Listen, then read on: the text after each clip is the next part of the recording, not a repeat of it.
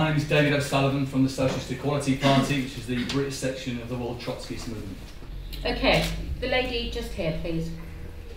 The government is run by the oligarchy, or whatever you like to call it, excluding the larger part of the House of Commons in having any effect at all. Claire Short said that the bills were rushed through, they didn't have time for real debate.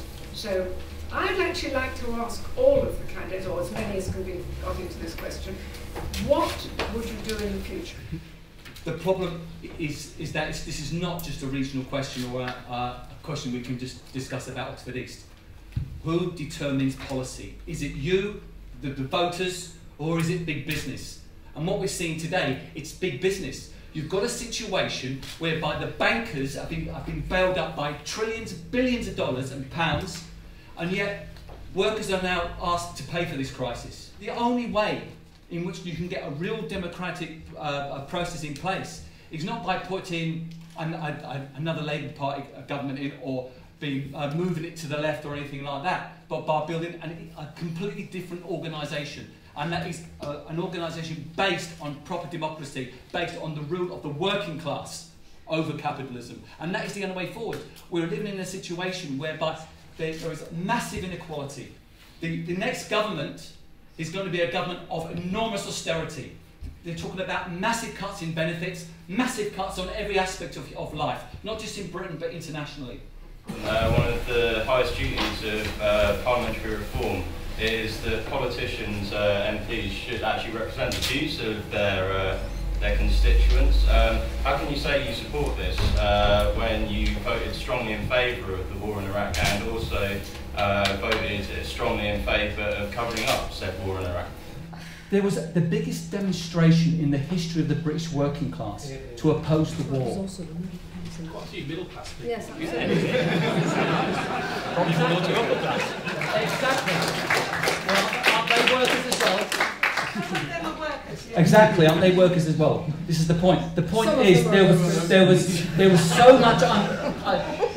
The biggest demonstration in the history of the British workers' movement. I'll put it that way. And yet he was duped. The population wasn't duped. No, you talked about the heinous crimes of Saddam Hussein. He was put there by American imperialism in the first place. Yeah. Okay. And also the gas used on the Kurds was supplied by British and American companies, by the way. Why is it that you think that if we have a proportional representation system, and obviously parties are having to go into coalition, that it would kind of get rid of political backstabbing, skullduggery any more than we have now? First past the post, completely undemocratic. Proportional representation, yes, of course, it's far more democratic than first past the post. But again, you know, electoral reform in whose interests? Electoral reform for what purpose? What's the programme for the political parties you're going to be voting for? Now they're actually saying we will promise you cuts, because they know whoever comes in after this election is going to have to carry out massive attacks on the working class. Whatever colour of the flag, whatever colour they're standing under. But this question of proportional representation, would it make any fundamental difference? The political programmes of the parties who come in, yes, they are dictated to by the bosses and the bankers. That's why bosses can give themselves billions of pounds of bonuses, yet we're closing schools, they have to close schools and close hospitals. We are supposed to be controlling RBS. But we don't have any say on the fact that they get their bonuses. So of course they control the political parties and the programmes of Britain. Who's naive now? I think we have to wake up to the situation we're living in. For all the panel, are they in favour of a Greek-style solution to the economic crisis which increases men 10 to 20% cuts in wages throughout the public sector, preparation for the destruction of large sections of education, health, welfare and industry? I think what all classes are going to be affected by these budget cuts that they're all discussing and hiding the real significance of. So your question is about the cuts Are they in favour of a Greek-style solution to this economic crisis? And they have to answer the question directly. This is a major development.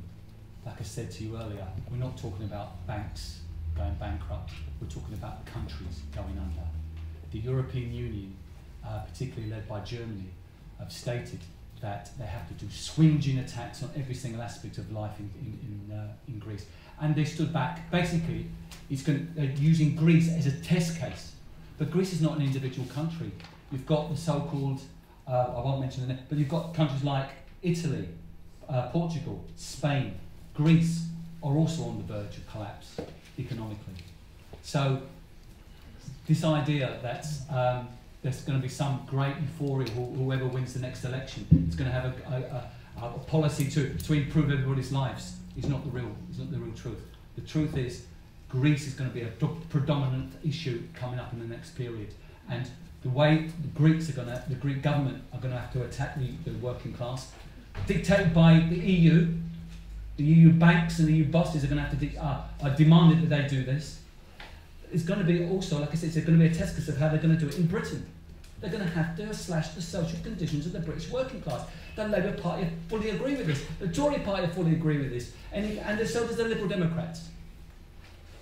We've got to see there's got to be a complete sea change in political thinking in relationship to how we're going to go forward to defend our basic interests.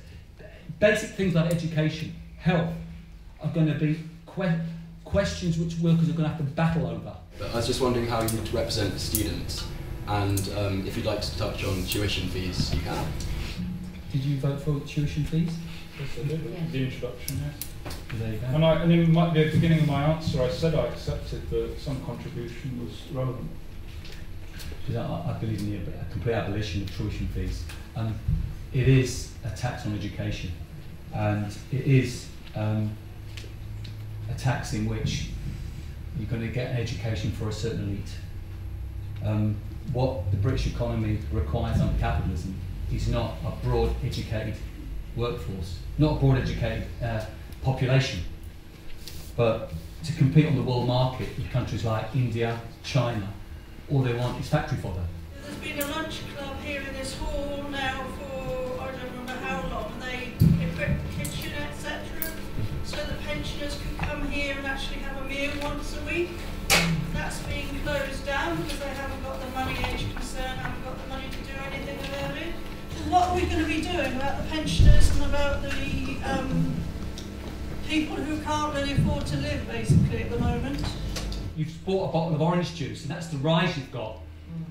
My God, this is a society which is in the 21st century, and we can't even afford to look after our elderly people who've actually built this country as well.